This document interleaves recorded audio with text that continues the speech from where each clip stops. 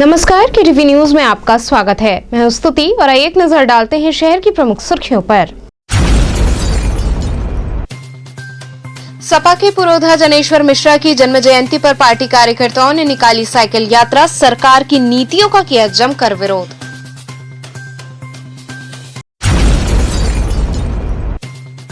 प्रधानमंत्री के संसदीय क्षेत्र में अन्न महोत्सव का हुआ आयोजन, राशन कार्ड धारकों में निःशुल्क राशन किट की गई वितरित।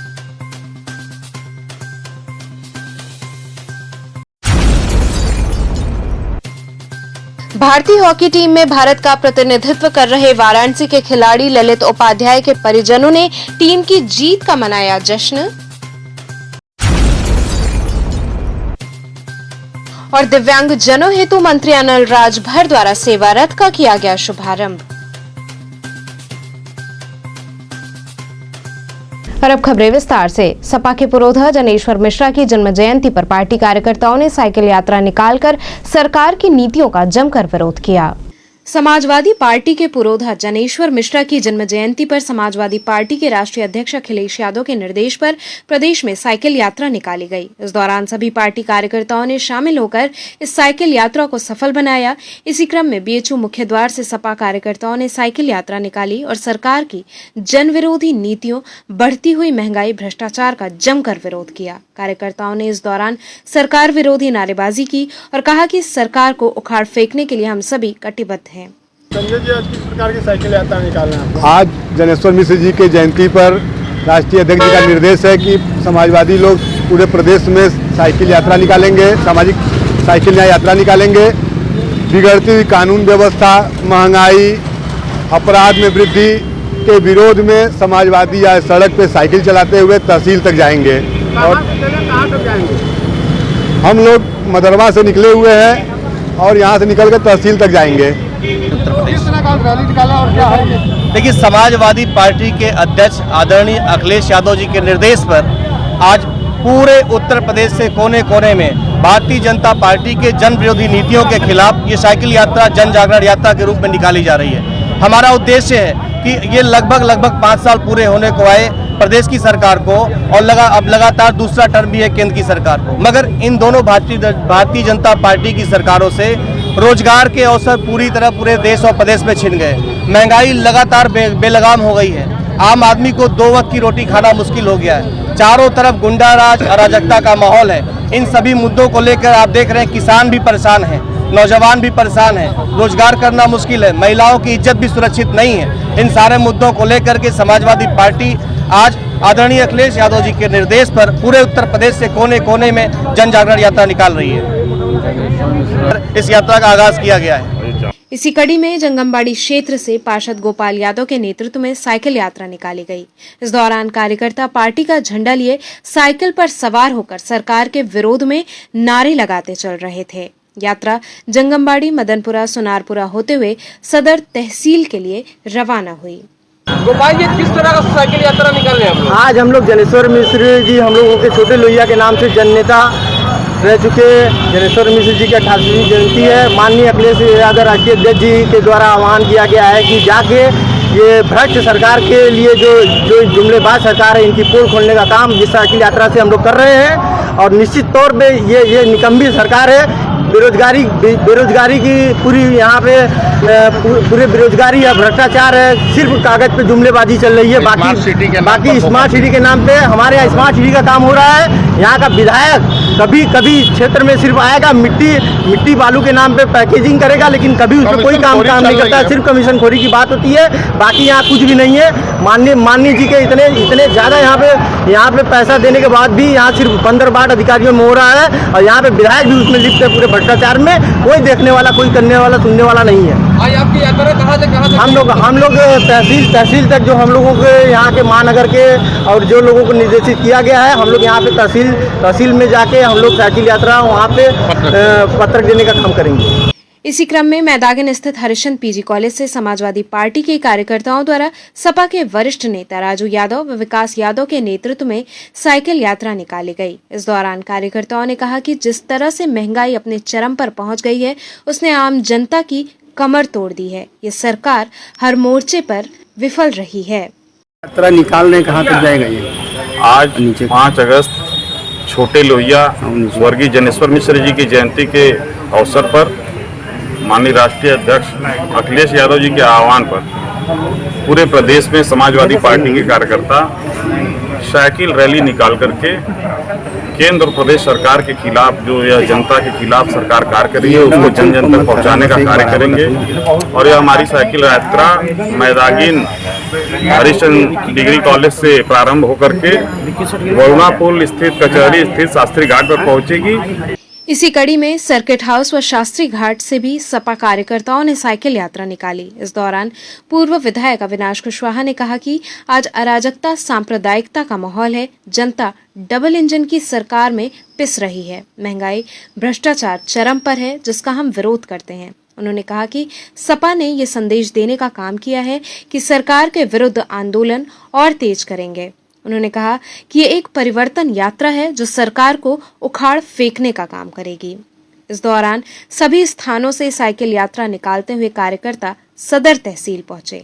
इस मौके पर बड़ी संख्या में कार्यकर्ताओं ने उपस्थित होकर इस यात्रा को सफल बनाया।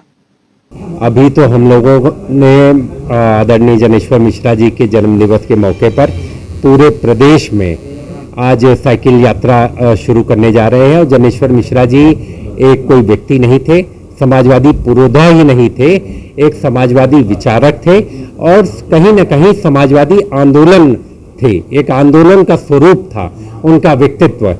आखिरी समय तक, आखिरी अपने जीवन के क्षणों तक वो आंदोलन करते रहे और समाजवाद कैसे आगे बढ़े इस ओर लगातार प्रयासरत रहे। तो आज उनके जन्म दिवस पर समाजवादी पार्टी पूरे प्रदेश में जो अराजकता का माहौल है, जो पूरे प्रदेश में सांप्रदायिकता का माहौल है, जिस तरीके से जनता पिस रही है डबल इंजन की सरकार में, उस डबल इंजन की सरकार का हम पुरजोर तरीके से विरोध।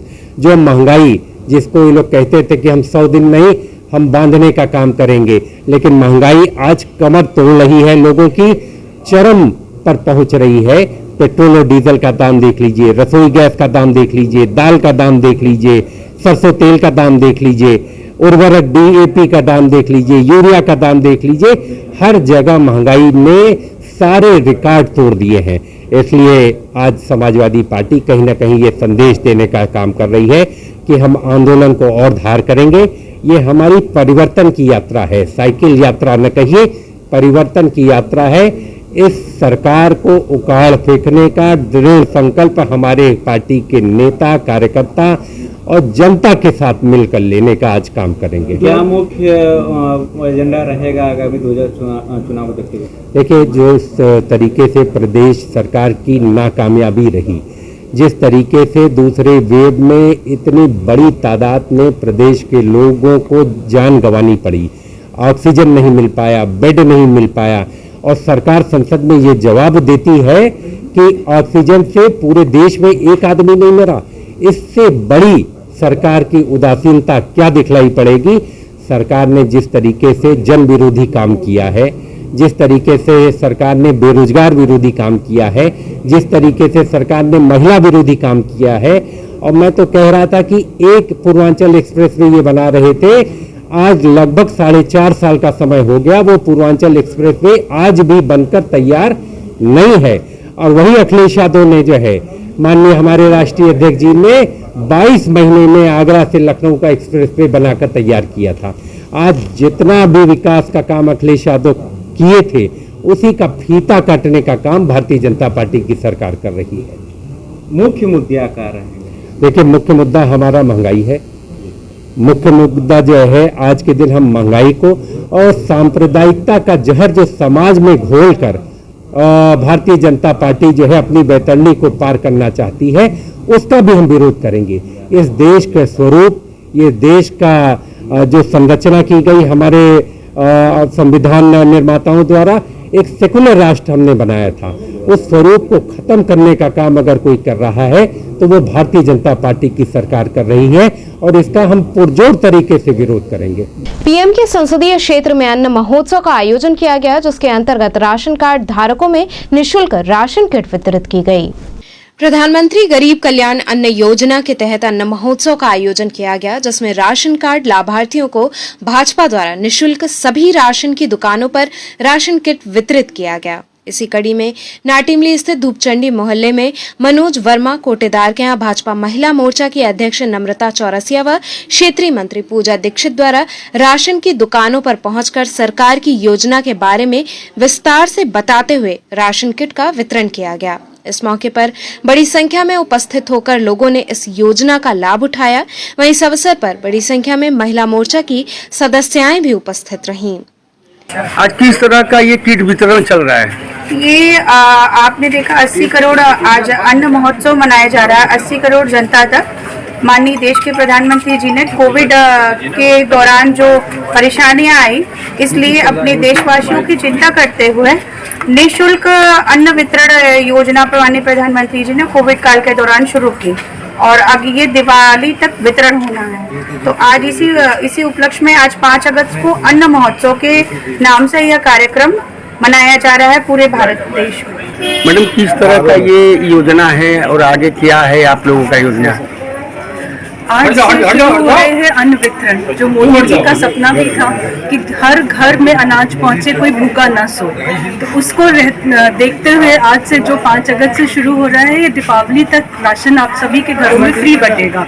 तो एक बहुत अच्छा एक समाचार भी जा रहा है कि हम लोग को एक तरीके से एक व्यवस्था भी देखनी थी कि सब घर में सब खाना खाए, सब घर में उन्नति हो। और मोदी जी के सपने को हम लोग ने भी कोशिश करी है पूरा करने के लिए। महिला मोर्चा की तरफ से मैं पूजा दीक्षित, क्षेत्रीय मंत्री भाजपा। आगे क्या योजना है आप लोगों की? जिस तरह से आज राशन वितरण हो रहा है, आगे क्या करेंगी? आगे के कई कार्यक्रम बने हुए हैं। 15 अगस्त से कई कार्यक्रम हमारी अध्यक्षा ने तय कर दिए हैं।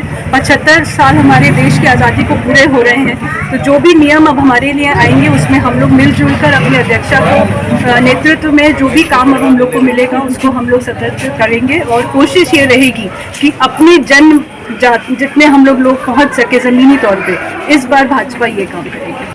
इसी क्रम में छोटी पेरी स्थित जोखन साव नामक कोटेदार की दुकान पर भी अन्न महोत्सव के अंतर्गत राशन किट वितरित की गई। इस मौके पर मुख्य रूप से उपस्थित राज्य मंत्री नीलकंठ तिवारी व गोपाल जी गुप्ता की अगुवाई में राशन कार्ड धारकों को इस योजना से लाभान्वित किया गया। किस तरह की योजना है ये? आदरणीय प्रधानमंत्री जी ने कोरोना काल में कोई भी व्यक्ति भूखा न रहे, देश के प्रत्येक नागरिक को खाने की कोई दिक्कत न हो, कोई भी जरूरतमंद गरीब आदमी भूखे कोई संकट में न पड़े, इस भाव को लेकर के पिछले भी लॉकडाउन के दौरान उन्होंने देश के 80 करोड़ लोगों को निःशुल्क अनाज की व्यवस्था की थी। इस बार भी जब दूसरी वेव आई कोरोना की, उन्होंने व्यवस्था किया है जो दीपावली तक लगातार ये चलने वाला है, नवंबर तक, और सबको निःशुल्क राशन प्राप्त हो रहा है। 1 यूनिट पर 5 किलो अनाज प्राप्त हो रहा है, जिसमें 3 किलो चावल है, 2 किलो गेहूं है, 3 किलो गेहूं 2 किलो चावल, और साथ ही साथ उत्तर प्रदेश सरकार के द्वारा भी जो अनाज मिलता था वो भी निःशुल्क कर दिया गया है। सभी ऐसे जरूरतमंदों को ये व्यवस्था लगातार की जा रही है। आज पूरे प्रदेश में, उत्तर प्रदेश में अन्न महोत्सव के रूप में कार्यक्रम मनाया जा रहा है। सभी राशन के दुकानों पर अलग अलग कार्यक्रम हो रहे हैं और आदरणीय प्रधानमंत्री जी 1 बजे पूरे देश के ऐसे सभी लाभार्थियों को संबोधित करेंगे, कुछ से वार्ता भी करेंगे और सभी लोग उनके बातों को सुने, यह भाव लेकर के एक कार्यक्रम किया गया। आगे जिस तरह से तीसरी लहर की योजना है, उस पर आप लोगों की क्या योजनाएं चल रही हैं? भगवान भोलेनाथ ऐसा न करे कि तीसरी लहर आवे, लेकिन एक्सपर्ट की राय है कि तीसरी लहर आ सकती है। इस सभी चीज़ों के लिए पूरी तरह से व्यवस्था चुस्त कर दी गई है और जो संभावनाएं, जो आवश्यकताएं मेडिकल के लोगों द्वारा, मेडिकल फील्ड से जुड़े हुए लोगों द्वारा जो कही गई है, सबकी व्यवस्था कर दी गई है।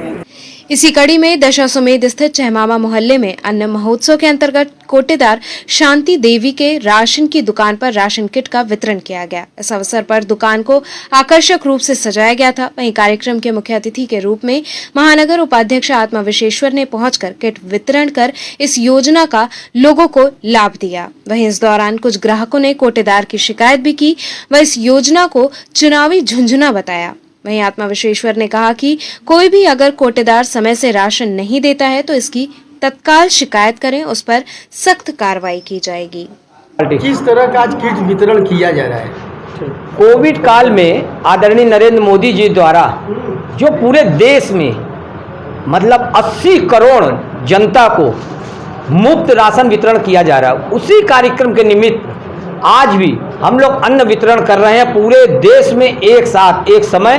मोदी जी को उद्बोधन के बाद अन्न महोत्सव के निमित्त आज हम लोग सब लोग इकट्ठा हुए हैं और सभी केंद्रों में जहां भी अपने राशन की दुकानें हैं वहां पर जनता जनार्दन के साथ आज महोत्सव के रूप में हम लोग आज का कार्यक्रम मना रहे हैं और ये अनवरत दीपावली तक अभी चलता रहेगा, क्योंकि कोविड काल में जनता के बीच में जो अनेक समस्या आई है उस समस्या के निराकरण के लिए आदरणीय नरेंद्र मोदी जी द्वारा ये संकल्प लिया गया था कि सबको मुफ्त राशन वितरण करेंगे। उसी निमित्त आज हम लोग इकट्ठा हुए हैं। कुछ लोगों का कहना है कि कोटेदार हम लोगों के साथ समय से दुकान नहीं खोलते, माल सही नहीं देते, तो आज ये लुभावने कार्य किए जा रहे हैं भाजपा द्वारा। नहीं, अगर हम यहाँ पर बहुत जनता भी बैठी है, हम जनता से भी आग्रह करेंगे अगर ऐसी कोई शिकायत आपके संज्ञान में आवे तो हमारे भारतीय जनता पार्टी के जो भी कार्यकर्ता आपके आसपास हैं उनसे संपर्क करके कोटेदार के खिलाफ आप जरूर बताएं। अगर ऐसा कहीं भी पाया गया तो कोटेदार के खिलाफ कार्रवाई जरूर की जाएगी, ये विश्वास हम जनता के बीच में भी देना। जैसा कि आज आप सभी देख रहे हैं कि निःशुल्क अन्न का वितरण हो रहा है और इस वितरण के द्वारा हम लोगों की सोच है कि जो उत्तर प्रदेश के अंदर आगामी 2022 में चुनाव है, उस चुनाव को देखते हुए जनता को लुभाने के लिए जनता के सामने अपना एक स्वच्छ छवि दिखाने का और निःशुल्क अन्न वितरण करने का भारतीय जनता पार्टी के द्वारा प्रयास हो रहा है, जिसकी हम कठोर शब्दों में निंदा करते हैं। साथ ही यह मांग भी रखते हैं कि अगर राशन प्रणाली का जो यहाँ पे समय निर्धारण किया गया है उसकी समय अनुसार प्रतिदिन क्या इस समय पे दुकानें राशन की खुलती है। मैं यहाँ के क्षेत्रीय जनता की ओर से यह भी बताना चाहता हूँ कि राशन प्रणाली के अंतर्गत क्या जनता को सही वजन के साथ निःशुल्क या शुल्क देने पे अन्न का वितरण हो पाता है। क्या मैं यह भी सवाल उठाता हूं कि जो आज गेहूं और चावल का वितरण है वो चावल और गेहूं स्वच्छ होता है जिसको हमारी गरीब जनता खा सके।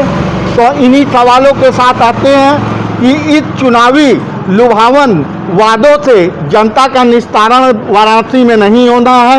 मैं फिर से ध्यान दिलाना चाहता हूं यहाँ के स्थानीय शासन प्रशासन को कि राशनिंग प्रणाली को दुरुस्त किया जाए, नियमवत दुकानें को खोली जाए, यहाँ के उपभोक्ताओं को और जो भी राशन कार्ड धारक हैं उनको सही समय से राशन की प्रणाली जे उनका वजन ठीक हो, राशन की साफ सफाई दुरुस्त होनी चाहिए। इसी क्रम में नखास भूत बैरो गली में भाजपा के महानगर मंत्री नीरज जायसवाल द्वारा राशन किट वितरित किया गया। इस मौके पर उपस्थित लोगों को इस योजना के विषय में जानकारी दी गई। साथ ही बड़ी संख्या में लोगों ने इस योजना का लाभ लिया।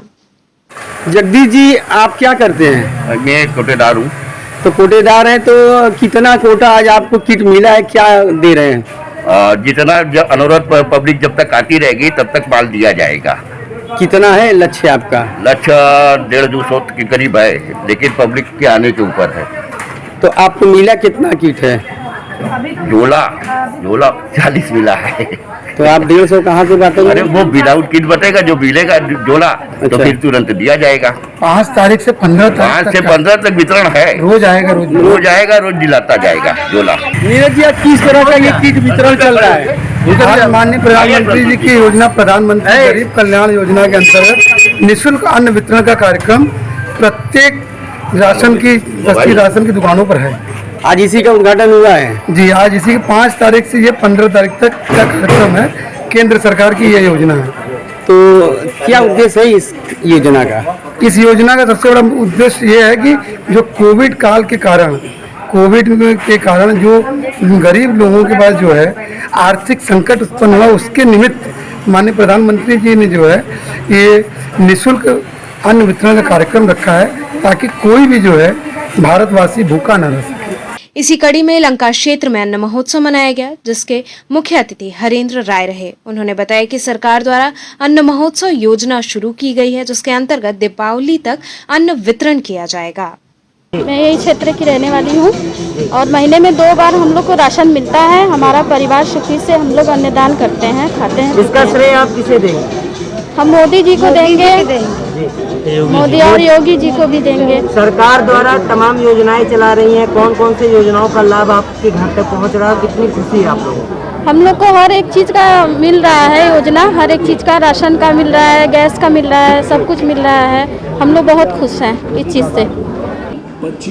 का दिन भारत के इतिहास में ऐतिहासिक दिन होगा। अन्न महोत्सव मनाया जा रहा है। हमारे आदरणीय प्रधानमंत्री जी की महत्वाकांक्षी योजना अन्न वितरण, निःशुल्क अन्न वितरण, कोरोना काल की विकट परिस्थिति को देखते हुए यह निर्णय लिया गया। आज वह महोत्सव के रूप में मनाया जा रहा है। लाभार्थियों को सम्मानित करते हुए उनको निःशुल्क अन्न दिया जाए, उसके महत्व को उनको समझाया जाए। अन्य जो योजनाएं उनके लिए लाई गई हैं, यह हमारी जो सरकार चल रही है, इसका जो महत्वपूर्ण अंग है अंत्योदय। समाज का जो सबसे कमजोर व्यक्ति है, उसे हम कैसे मुख्य धारा में लावें, उस कड़ी में सबसे महत्वपूर्ण बात होती है अन्न की।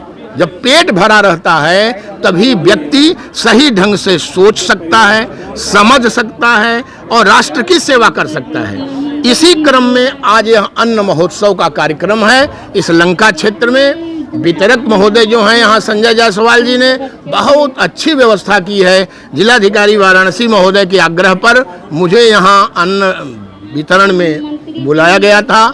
मैं सबके प्रति शुभाशंसा व्यक्त करता हूँ। हमारे साथ उनके अधिकारी मिथिलेश पांडे जी हैं, यहाँ के सभासद महोदय रविंदर सिंह जी हैं, हमारी बहन पूर्व सभासद गीता शास्त्री जी हैं, आप और जो संचालक महोदय हैं, यहाँ के अन्य जो समाज के सेवक हैं, सबको मैं शुभकामना देता हूँ।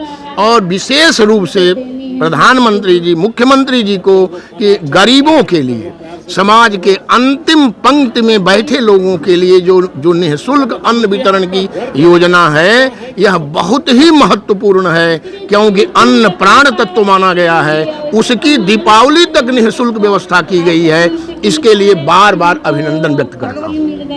भारतीय हॉकी टीम में भारत का प्रतिनिधित्व कर रहे वाराणसी के खिलाड़ी ललित उपाध्याय के परिजनों ने टीम की जीत पर जश्न मनाया। टोक्यो ओलंपिक में भारतीय हॉकी टीम द्वारा जर्मनी को 5-4 से हराने पर समूचे देश में जहां जश्न का माहौल हो गया है, वहीं पर भारतीय हॉकी टीम में प्रतिनिधित्व कर रहे वाराणसी के निवासी ललित उपाध्याय के परिजनों द्वारा भी टीम की जीत पर जश्न मनाया गया और एक दूसरे को मिठाई खिलाकर बधाई दी गई। इस मौके पर ललित उपाध्याय के पिता सतीश उपाध्याय ने बताया कि ये भारत के लिए बहुत बड़ी जीत है और लंबे समय के बाद भारत ने कोई पदक जीता है। बेल्जियम से हार के बाद हम लोग निराश हो गए थे, लेकिन अंत में सब कुछ अच्छा हुआ। वहीं उनकी मां ने कहा कि भारत के इस प्रदर्शन से निश्चित रूप से बहुत खुशी मिली है। बहुत ज्यादा अंतरात्मा से खुशी है। सर, पिछले मैच के मुताबिक इस बार कैसा प्रदर्शन रहा? ठीक रहा। टीम पिछले मैच में भी बहुत अच्छा खेली। हम लोग 15 मिनट में हार गए और इस मैच में शुरू से ही हम लोग अच्छा थे, जीत गए। सर, किस तरीके से जश्न मना रहे और मैच शुरू होने से पहले किस तरीके से जश्न क्या मनाएंगे? आप लोगों के बीच में बैठे हैं, खुशी है और यही जश्न समझ लीजिए। अंजलि, किस तरीके की खुशी है और क्या मानती है आज के मैच में? कुछ बोलिए। जी, हम लोग बहुत खुश हैं। आज इंडिया ने 41 साल बाद ओलंपिक में कोई मेडल जीता है और ये एक रियली कमबैक है ओलंपिक स्टेज में इंडिया का, तो हमारे घर पे बहुत खुशी है।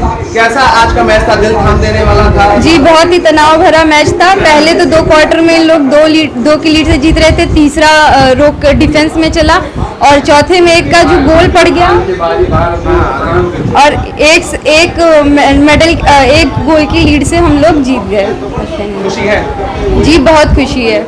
दिव्यांग जनों हेतु मंत्री अनिल राजभर द्वारा सेवा रथ का शुभारंभ किया गया।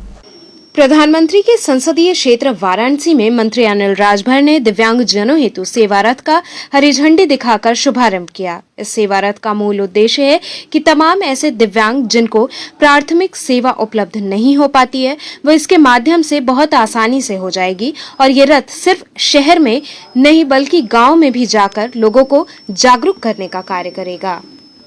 ये हमारी एक संस्था है और मैं डॉक्टर साहब को बधाई भी देना चाहता हूं जिन्होंने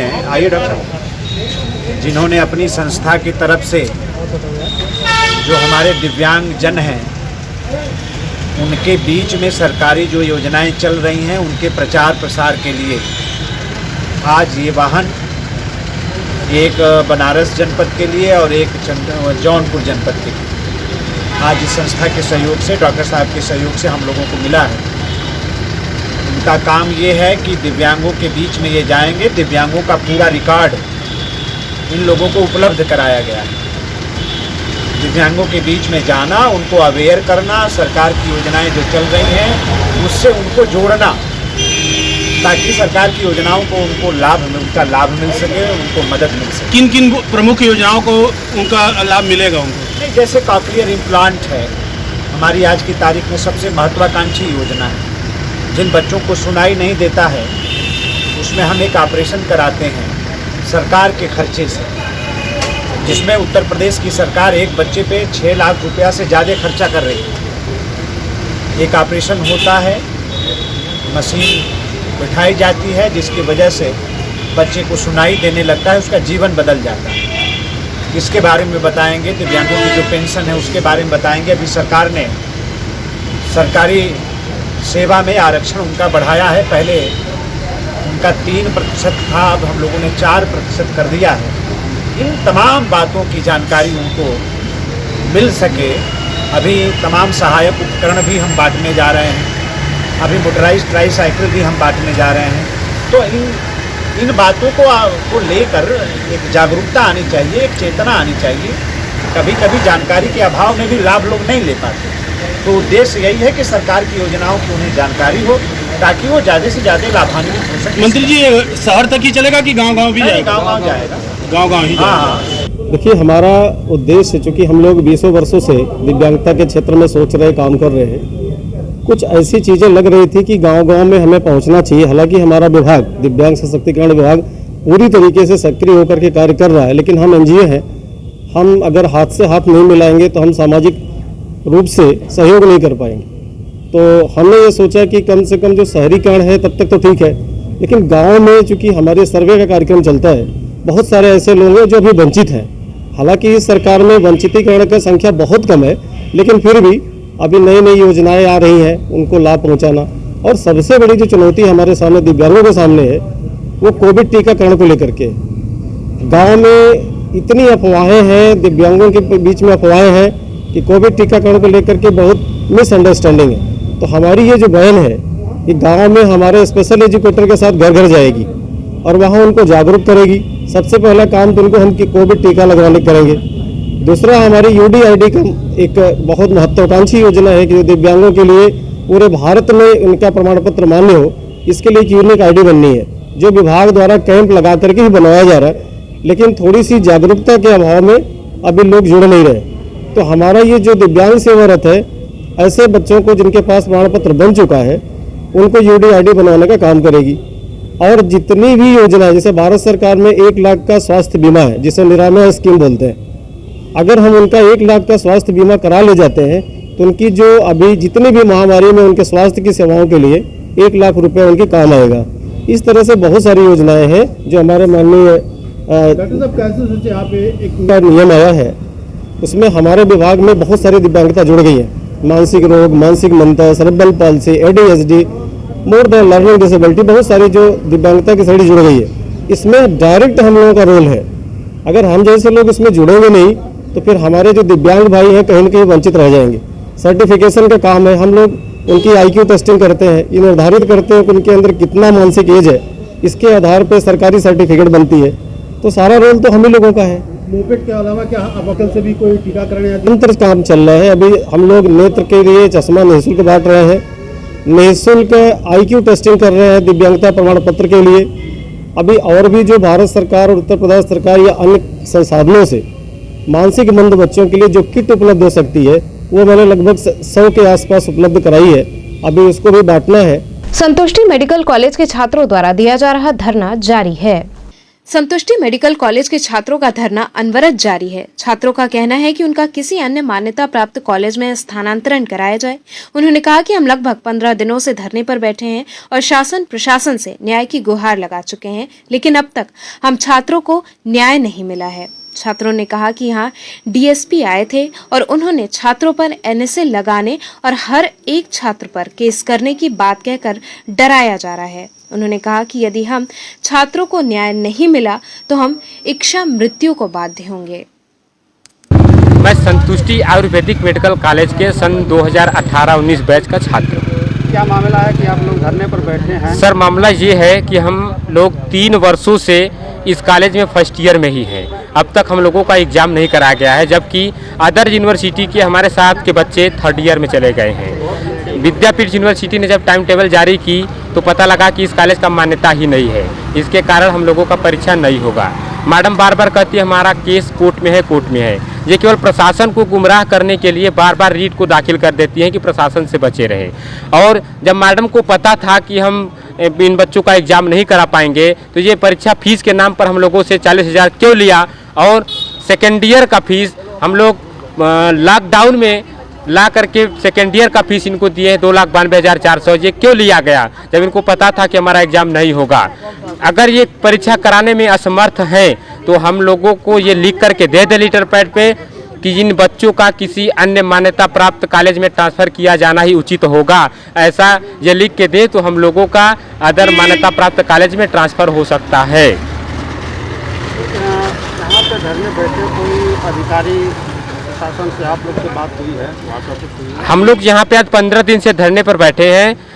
DSP साहब आए थे और आ करके बच्चों पर NSA लगाने के लिए बोले हैं और डंडे से मार कर सबको भगाने के लिए बोले हैं और एक एक बच्चे के ऊपर केस करके सबको बंद करने के लिए बोले हैं। ऐसा हम लोगों को डरा कर धमका करके यहाँ से भगाया गया और हम लोग शासन प्रशासन सबसे मिल चुके हैं, कहीं पे हम लोगों की कोई सुनवाई नहीं है। क्योंकि जो मैडम हमारी हैं ये डॉक्टर रितु गर्ग, ये ब्रांड एम्बेसडर हैं। यहाँ स्वच्छता दूत जो मोदी जी एक स्वच्छता अभियान चलाए उसमें ये 5वें नंबर पे सबसे प्रिय मोदी जी की है। सत्ता के दबाव में आकर के प्रशासन भी कोई हम लोगों का सहयोग करने वाला नहीं है। जहाँ जा रहे हैं वहाँ से निराशा होकर हम लोग लौट जाते हैं। आप लोग धरने बैठे हैं और प्रशासन नहीं सुन रहे, तो इसके आगे क्या करेंगे? हम लोग यहाँ पे बैठे हैं और हम लोग एक एप्लीकेशन तैयार किए सारे बच्चे। इच्छा मृत्यु के लिए हम लोगों ने एक अपना बना लिए हैं पत्रक और उस पर सारे बच्चों ने सिग्नेचर कर दिया है। और यहाँ पे SO साहब आए थे चितेपुर थाना के और उनको हम लोग ये पत्रक सौंप करके रिसीविंग लेंगे। अगर हम लोगों का कोई सुनवाई नहीं होता है तो सारे बच्चे एक साथ इच्छा मृत्यु आत्मदाह कर लेंगे, मगर घर नहीं जाएंगे। क्योंकि हम लोगों से 8 से 10 लाख रुपया पर बच्चों से लिया गया है। इतना पैसा देने के बाद भी आज हम लोग रोड पे बैठे हैं। इनका बच्चा है जो प्रांजल जिसका नाम है, वो हम लोगों के साथ पढ़ता है। आज जो डॉक्टर है सर्जरी करने के लिए BHU में जा रहा है और हम लोग यहाँ सड़क पे बैठे हुए हैं। ऐसा अन्याय क्यों हम लोगों के साथ हो रहा है, इसका जवाब कौन देगा? मैडम आए बाहर आकर के बच्चों से बात करें, क्यों नहीं आ रही है? ये किस लिए धरने पर बैठी हैं? हम लोग का 3 साल हो गए ये एग्ज़ाम नहीं करा रही हैं। 2018-19 के बैच की लड़कियां 2 साल की फीस ले चुकी हैं। जब इनका कोर्ट में ही मामला था तो फिर सेकेंड ईयर का फीस क्यों ली? जब ये जानती थी हम पेपर नहीं करा पाएंगे तो एग्जामिनेशन फीस किस आधार पे ली? फिर 25,000 रजिस्ट्रेशन फीस देने के बावजूद भी रजिस्ट्रेशन फीस लिया गया। हम लोग आज 15 दिन हो गए धरने पे बैठे हैं लोग। आज यहाँ पे बैठे हैं, उनका बड़ा लड़का जो भी है वो आया हम लोग को धक्का दे दे के हटा रहा था।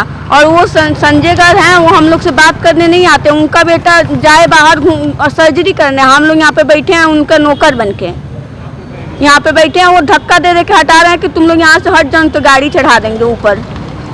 तो प्रशासन से आपसे कोई वार्ता हुई है? हाँ, प्रशासन से बात हुई है तो बस अंदर गया है प्रशासन, वही लिखित लेके आया है कि उनका मतलब वो भी जो भी है मामला वो कोर्ट में है। तो आप लोग की बात नहीं माने गई तो आप लोग आगे के लिए क्या करेंगे? आगे के लिए यही है कि जब तक हम लोग की मांगे पूरा नहीं होगी तब तक यहीं पे बैठेंगे। अगर मांग नहीं पूरा किया गया तो हम लोग आत्मदाह कहेंगे। पुलिस व आबकारी विभाग की टीम द्वारा संयुक्त रूप से अभियान चलाकर चौक क्षेत्र की शराब की दुकानों की चेकिंग की गई। एसीपी दशाश्वमेध अवधेश पांडे ने आबकारी विभाग की टीम के साथ चौक थाना क्षेत्र की शराब की दुकानों पर चेकिंग अभियान चलाया। इस दौरान उन्होंने बताया कि शासन के आदेशानुसार मिलावटी शराब की आपूर्ति के रोकथाम हेतु 72 घंटे का विशेष अभियान चलाया गया है, जिसके अंतर्गत पुलिस व आबकारी टीम द्वारा संयुक्त रूप से चौक थाना क्षेत्र की शराब की दुकानों की चेकिंग की गई, जिसमें पियरी पर बियर की दुकान पर रेट लिस्ट न लगी होने पर 2000 रुपए का जुर्माना भी किया गया। पूरे प्रदेश में इस समय अवैध शराब के विरुद्ध अभियान चलाया जा रहा है और कहीं कहीं ऐसी सूचनाएं मिल रही हैं कि शराब जो है सही नहीं या कहीं बनाई जा रही है या बेची जा रही है या दुकान से अवैध शराब की बिक्री हो रही है। उसी को मद्देनजर देखते हुए हम लोग जो है सारी दुकानों की चेकिंग कर रहे हैं कि वहाँ से कम शराब अच्छी प्रकार से मिल सके, अच्छी शराब मिले अच्छी प्रकार से। शासन की मंशा के अनुरूप शासन के आदेशानुसार जो मिलावटी शराब वगैरह की आपूर्ति हो जाती थी उस पर रोकथाम लगाए जाने के लिए शासन के निर्देशानुसार 72 घंटे के अंदर एक विशेष अभियान चलाया गया है, जिसमें मिलावटी शराब या जो कीमत है उससे अधिक दर पर बेचना, इन सब बातों का आबकारी टीम के साथ एक संयुक्त अभियान चलाया गया है, जिसमें आज अभी तक हम लोग पिपलानी कटरा और पियरी चौकी के अंतर्गत जो दुकानें थाना चौक में हैं उनको चेक किया गया है। 2 बियर की दुकानों पर उनका चालान भी किया गया है, जिसमें उनका रेट सूची या जो मूल्य सूची होती है वो उस पर स्पष्ट अंकित नहीं था और कहीं पर नहीं था। सर, कुछ शराब की दुकानों में भी कंप्लेन आई है ओवर रेटिंग को लेकर? शराब की दुकानों में अभी तक कोई कंप्लेंट नहीं आई है। वहाँ पर जो लोग थे बाहर खड़े हुए थे या जो रेट लिस्ट लगी है उसमें पूछा गया है। एक दुकानदार ने अपनी सभी ब्रांड्स का रेट लिस्ट पर बाहर नहीं लिखा गया था, इसलिए उनका भी चालान किया गया। यहाँ रुकेंगे एक छोटे से ब्रेक के लिए, आप बने रहिए KTV के साथ।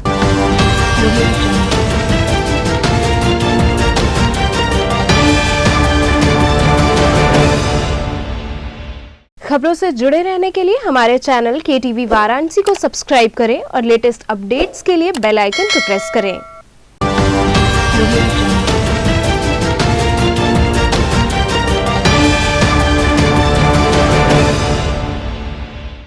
ब्रेक के बाद आपका स्वागत है।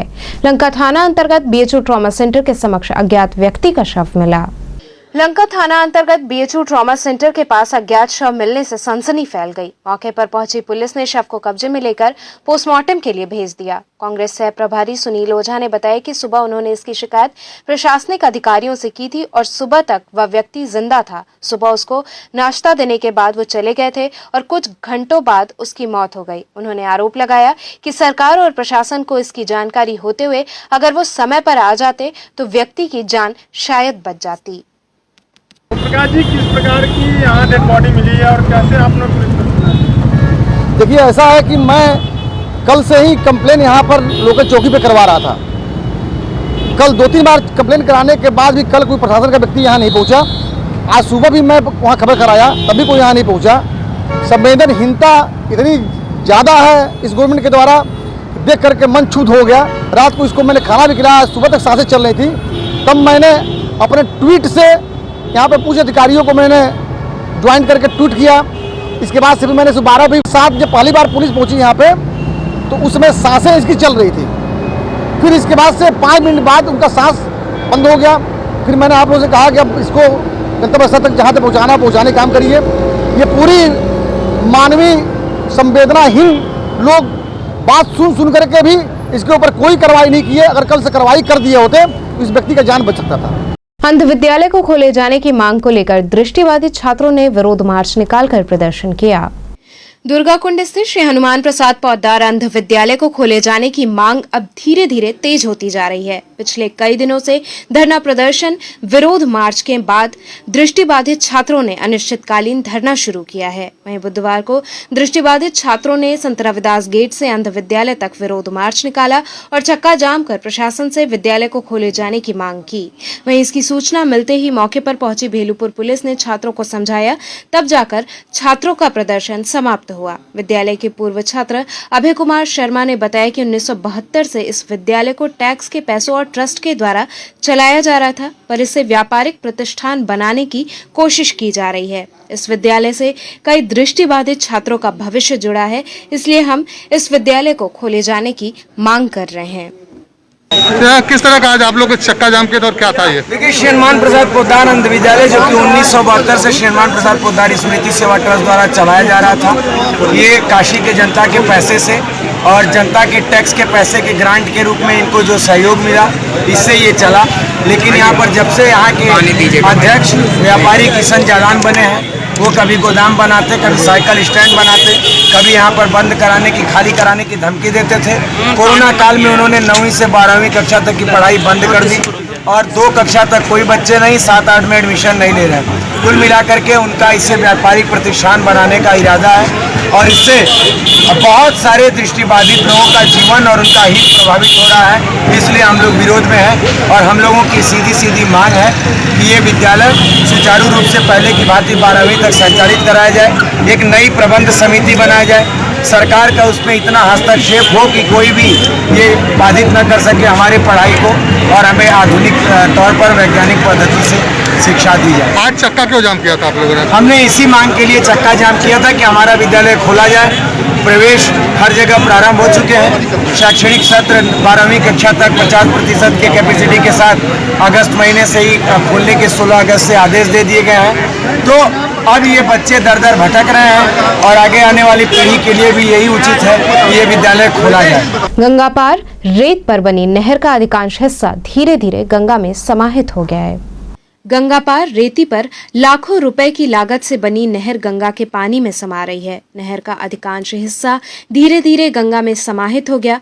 काशी के नदी वैज्ञानिकों ने नहर निर्माण से पहले ही आशंका जताई थी। गंगा पार विशाल रेत के मैदान के बीचों बीच करीब 5.5 किलोमीटर लंबी रेत की नहर बनाई गई थी। इसका निर्माण प्रोजेक्ट कारपोरेशन की देखरेख में कराया गया था। वहीं कांग्रेस नेत्री रोशनी कुशल जायसवाल ने सरकार पर निशाना साधते हुए कहा कि जितने भी पैसे इस प्रोजेक्ट में लगे हैं वो जनता के पैसे हैं, सरकार के नहीं। जनता का पैसा था, जनता ने टैक्स के रूप में सरकार को दिया था। जहां इस कोरोना महामारी में लोग अपने खाने के लिए पैसे बचा नहीं पा रहे हैं, लेकिन समय पर टैक्स देना ज़रूरी होता है। उसी टैक्स के पैसे से लगभग 11 करोड़ 83 लाख रुपए का प्रोजेक्ट था जो माँ गंगा में पानी आया, बाढ़ की स्थिति आई और सब बह गया। वो 11 करोड़ 83 लाख सरकार का पैसा नहीं था, वो हम जनता का पैसा था जो मोदी सरकार ने स्वाहा कर दिया। मैं पूछना चाहती हूँ मोदी सरकार से, वो 11 करोड़ 83 लाख रुपए का हिसाब कौन देगा? 11 करोड़ 83 लाख रुपए कोई मामूली रकम नहीं है। हम सब जनता को जागना होगा, जागरूक होना पड़ेगा। और इतने महीनों से, कई सालों का प्रोजेक्ट था वो, जिसमें 11 करोड़ 83 लाख खर्चा हो गए थे और मोदी सरकार इस पे कुछ भी एक्शन नहीं ले रही है, जूं तक नहीं रेंग रही है। यहाँ 8-8 विधायक हैं, 3-3 मंत्री हैं, एक मेयर है, सब भारतीय जनता पार्टी के। और इतना बड़ा प्रोजेक्ट चल रहा था, कुछ सोच समझ के ही चलाया गया होगा प्रोजेक्ट। जब सारे पैसे स्वाहा हो गए और कुछ समय पहले अभी आए थे अमित शाह जी, 2 दिन पहले, अमित शाह जी से पूछना चाहिए जनता को कि हमारा 11 करोड़ 83 लाख रुपए कहाँ गया। रोशनी जी, कहना ये है कि यहाँ पे जो विधायक और मंत्री हैं वो स्थानीय हैं, तो क्या इस गंगा जी में बाढ़ की स्थिति लगभग हर साल रहती है, तो क्या उनको इस बात का ज्ञात नहीं था? वही तो सोचने वाली विषय है कि हर साल बाढ़ आती है, हर साल ये पानी, आप जब बाढ़ की स्थिति नहीं रहती है तो कई सीढ़ी नीचे उतर के हम लोगों को ये पानी देखने को नसीब होता है। और अब आप साक्षात अपने सामने देख सकते हैं। तो जब आप इतनी बड़े प्रोजेक्ट का शिलान्यास हुआ होगा तब उन्होंने इतनी बड़ी, मतलब स्वाहा हो जाएगा 11 करोड़ 83 लाख, उन्होंने सोचा नहीं था।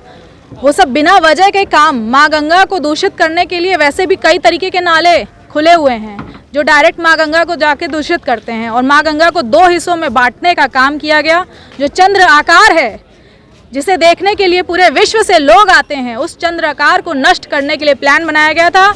माँ गंगा नाराज़ हो गई और वो 11 करोड़ 83 लाख रुपए डूब गए। वो हम सब जनता के पैसे थे और मोदी सरकार वो 11 करोड़ 83 लाख रुपए जनता के वापस करे। वाराणसी जिला व्यापार मंडल के नवनियुक्त संरक्षक डॉक्टर एसके सिंह पत्रकारों से रूबरू हुए।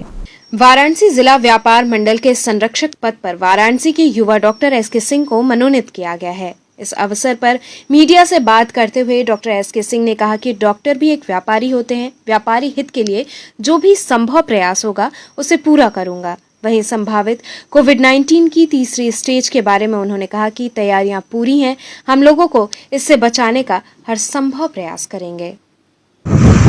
सब आप पहले जो है काशी व्यापार मंडल में संरक्षक के उस पे आए हुए हैं जी, क्या कहना चाहते हैं? उसके लिए मैं बहुत धन्यवाद देना चाहता हूँ श्री नन्हे जायसवाल जी का, जो कि हमारे अध्यक्ष हैं, और जो हमारे व्यापार मंडल के अध्यक्ष हैं, संस्थापक हैं, श्री अजीत सिंह बग्गा जी, उनको भी धन्यवाद देना चाहता हूँ कि इस पद के लिए मुझे इतना बड़ा कार्यभार संभालने के लिए वो बहुत अच्छा काम किए। और मैं हमेशा संगठन को काफ़ी ऊंचाइयों तक ले जाने का प्रयास करता रहूँगा। जो भी व्यापारी भाई के लिए जहाँ से भी मेरे हिसाब से जो भी मेरी ज़रूरत रहेगी, जहाँ भी उनको मेरी ज़रूरत समझ में आएगी, मैं वहाँ उनके लिए हमेशा सक्षम रहूँगा जाने के लिए। जो भी कार्यभार देंगे वो करूँगा। संगठन जो भी काम कराना चाहेगी वो मैं करने के लिए हमेशा डॉक्टर साहब, आप एक चिकित्सक हैं और जो व्यापार जी देखिए, उससे आप हट के आप संरक्षक बने हैं एक व्यापारी, तो क्या लगता है कि जितने भी चिकित्सक लॉबी है, क्या आप उसको भी इस पे लाएंगे? जी बिल्कुल, चिकित्सक भी देखिए कहीं न कहीं एक तरह से व्यापारी हो गए हैं। चिकित्सक भी अपनी सेवा कर रहे हैं, लेकिन व्यापार तो है ही उनका ही। हॉस्पिटल रहे चाहे क्लिनिक रहे, सभी व्यापार भाई से जुड़े हुए हैं। हमारे संगठन को मजबूत करना है, उसके लिए चाहे डॉक्टर जुड़े, चाहे हॉस्पिटल जुड़े, चाहे जो व्यापारी हैं वो जुड़े, सभी संगठन का ही काम है, तो इसके लिए जुड़ना चाहिए, डॉक्टर को भी जुड़ना। शिवाला स्थित द जिम में आर्म रेसलिंग प्रतियोगिता के संदर्भ में पत्रकार वार्ता आयोजित हुई। शिवाला स्थित द जिम के अहमद फैसल महतो ने पत्रकारों से मुखातिब होते हुए बताया कि आगामी 8 अगस्त को जिला स्तरीय आर्म रेसलिंग प्रतियोगिता काशी आर्म्स रेसलिंग एसोसिएशन के तत्वाधान में आयोजित की गई है, जिसका रजिस्ट्रेशन फॉर्म द जिम शिवाला व मरियम फाउंडेशन के जैतपुरा स्थित कार्यालय पर उपलब्ध है। किस प्रकार का कार्यक्रम कर रहे हैं? ये 8 अगस्त को सिंह निकेतन मलदैया पे आर्म रेसलिंग चैंपियनशिप का आयोजन करने जा रहा हूँ हम लोग। जो बनारस से पहली बार इस लेवल का एक कंपटीशन ऑर्गेनाइज़ किया हम लोगों ने, और इसमें रिस्पॉन्स भी अच्छा आ रहा है। प्लेयर सभी जगह से उनकी इंक्वायरी हो रही है, रजिस्ट्रेशन हो रहा है। और 1 तारीख से हम लोगों ने इसका रजिस्ट्रेशन स्टार्ट किया है। जो फॉर्म भरना है, इस पर फ़ोटो लगेगा, आधार कार्ड की फ़ोटोकॉपी लगेगी, और ये रजिस्ट्रेशन 6 तारीख तक चलेगा। 6 के बाद रजिस्ट्रेशन बंद हो जाएगा। तो जो भी प्लेयर इसमें पार्टिसिपेट करना चाहते हैं वो आकर अपना द जिम शिवाला पे फॉर्म भर कर रजिस्ट्रेशन करा सकते हैं। प्रोसेस क्या है इसमें वेट कैटेगरी से गेम हम लोग करा रहे हैं, जैसे 0 से 55, 55 से 60, 60 से 65, 65 से 70, 70 प्लस, ये 6 ग्रुप रहेगा। और एक ग्रुप लेफ्ट हैंडर के लिए रहेगा अलग से। हर ग्रुप से 2 प्लेयर्स को चुना जाएगा, और हर ग्रुप का जब फर्स्ट होगा उसमें चैंपियनशिप एक ग्रुप होगा, उसमें से एक चैंपियन चुना जाएगा। तो चलते चलते पुनः एक नजर डालते हैं शहर की प्रमुख सुर्खियों पर।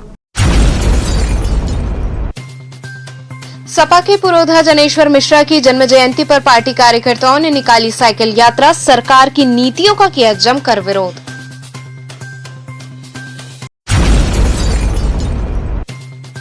प्रधानमंत्री के संसदीय क्षेत्र में अन्न महोत्सव का हुआ आयोजन, राशन कार्ड धारकों में निःशुल्क राशन किट की गई वितरित।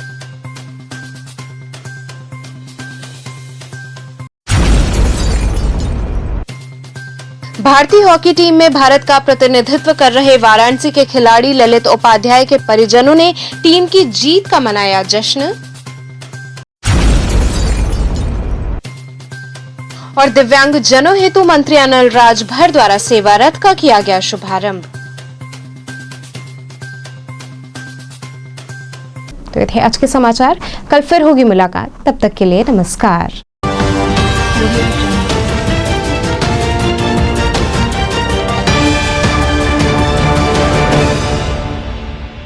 खबरों से जुड़े रहने के लिए हमारे चैनल KTV वाराणसी को सब्सक्राइब करें और लेटेस्ट अपडेट्स के लिए बेल आइकन को प्रेस करें।